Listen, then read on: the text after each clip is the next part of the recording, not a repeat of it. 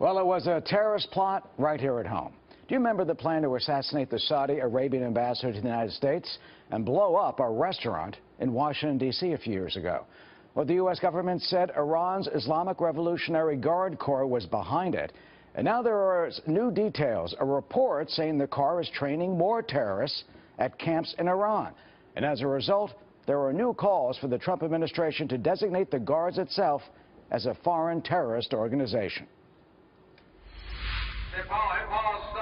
Iran has been sanctioned. It's number one on the list of state sponsors of terrorism, and the pressure may soon ramp up even more. The Trump administration is considering designating Iran's Islamic Revolutionary Guard Corps as a foreign terrorist organization. And it comes as the Iranian resistance has exposed what it says are new Guard-run terrorist training camps. The National Council of Resistance of Iran, the largest Iranian opposition group, held a news conference in Washington and released its findings that it says implicates the Guard in numerous terrorist training camps throughout the country. It was the activities of the Iran regime, particularly the Islamic Revolutionary Guards Corps, the IRGC, that paved the way for the rise of extremism and sectarian violence in Iraq and Syria particularly. It was the IRGC activities that led to the rise of ISIS.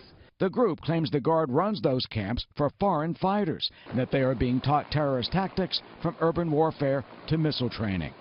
The Guard was founded during the Islamic Revolution in 1979 and continues to play a dominant role in Iran's economic and security life. Maryam Rajavi, the leader of the National Council of Resistance of Iran, is calling on the White House to slap the terrorist designation on the Guard. The people of Iran would welcome the designation of IRGC, which is responsible for thousands of political executions and torture in prisons. It is also responsible for training terrorists, supporting and engaging in terrorist activities outside Iran. But others say designating the Guard as a separate terrorist group would only backfire and say it is not needed because Iran is already sanctioned by the U.S. Joe Rubin was a former Deputy Assistant Secretary of State in the Obama administration. The foreign terrorist organizations designation is typically reserved for foreign terrorist organizations, not for governments. We have a state sponsor of terrorism list for governments, and Iran is on that list.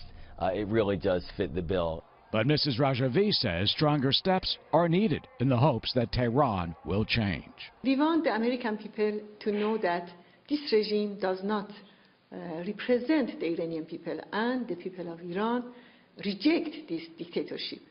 We want the American people to support Iranian desire for freedom and democracy.